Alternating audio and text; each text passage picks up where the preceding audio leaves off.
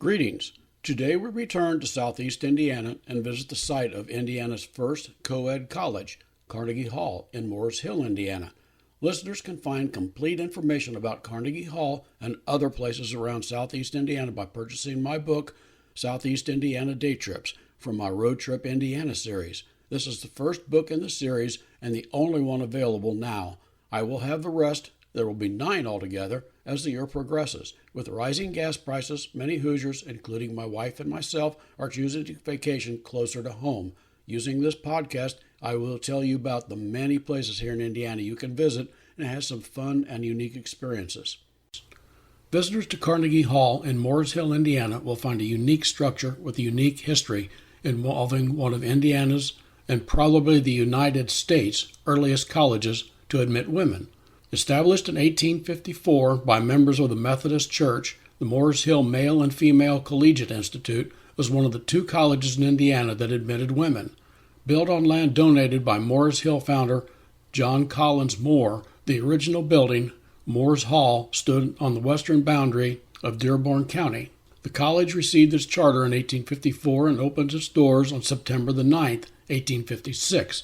The school served students from first grade level all the way through the baccalaureate level. An academic preparatory department covered high school subjects, and after 1871, the course study included a normal school that offered teacher training courses. College-level classes included studies of the classics, music, art, and science. Later on, the school taught classes in agriculture and commercial courses. The first graduate in 1858 was Miss Jane S. Churchill. The school changed its name to Mooresville College in 1887. Moores Hall was a 3-story building that became the dormitory for students after Carnegie Hall opened in 1908. Carnegie Hall. The Crapsey and Lamb architectural firm of Cincinnati designed the 2.5-story limestone collegiate Gothic Jacobean Revival building with raised basement. The college by 1905 had outgrown Moores Hall. The college's new president, Dr. Frank Clare English, appealed to famous industrialist Andrew Carnegie to donate funds for a new building. Carnegie agreed to grant the college $18,750, which was half the proposed cost of $37,500 to build the new building. The fundraising effort was successful, and on June the 12th, 1907, workers laid the cornerstone of the building. Work on the new building was completed on June the 18th, 1908, and named Carnegie Hall after Andrew Carnegie. Moores Hall became the dormitory for students attending Mooresville College. Mooresville College had funding problems. On November the 4th, 1915, Moores Hall burned down. The college could not afford to build a new dormitory. Thus, the decision was made to move the college to Evansville, Indiana, which had raised $500,000 to get the college. Thus, in 1917, the college moved to Evansville and became Evansville College on February the 17th, 1919. Most historians consider Evansville College a continuance of Mooresville College and not a new college. Carnegie Hall found use as Moores Hills High School until the school closed in 1968. Visitors to Carnegie Hall will find a restored treasure. The museum features a wonderful museum on the first floor chronicling its days when it served as Mooresville High School. Another room houses an early selection of early typewriters. The Carnegie Hall Auditorium is useful for live performances, music concerts, and other events suitable for a small venue.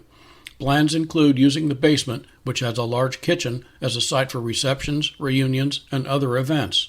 The dedicated volunteers of Carnegie Historic Landmarks organization have worked hard to restore the building and plan more additions to this wonderful building. Interested visitors can have a guided tour of the building by contacting the phone number listed below. A visit to this unique building is well worth the time spent. Visitors wishing to tour the facility may contact Carnegie Historic Landmarks, 14687 Main Street, P.O. Box 118, Moores Hill, Indiana, 47032. Phone 812-744-4015. On the web, www.thecarnegiehall.org.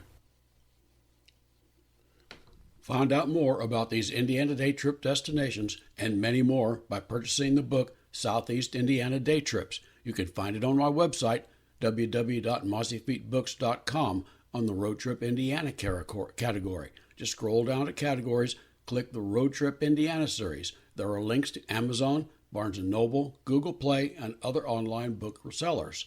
You may choose to purchase the book in ebook or softbound versions. An audiobook version is also available on Google Play. You can also order the book direct from me, the author, on the webpage. If you wish me to sign the book, just send me an email to mossyfeetbooks@gmail.com requesting a signed book and instructions on how you want me to address it. Note, if you send me an email, I will add you to my contact list. Readers on the list will receive an email from me announcing when I publish a new book. If you do not want me to add you to the list, just tell me and I will not add you. Listeners to this podcast that want email notifications of my new releases can just send me an email requesting addition to the list. You can choose to have your name removed at any time. If you browse the website, you will find dozens of sample chapters, one for each of my books. I hope you enjoyed this podcast, and thank you for listening.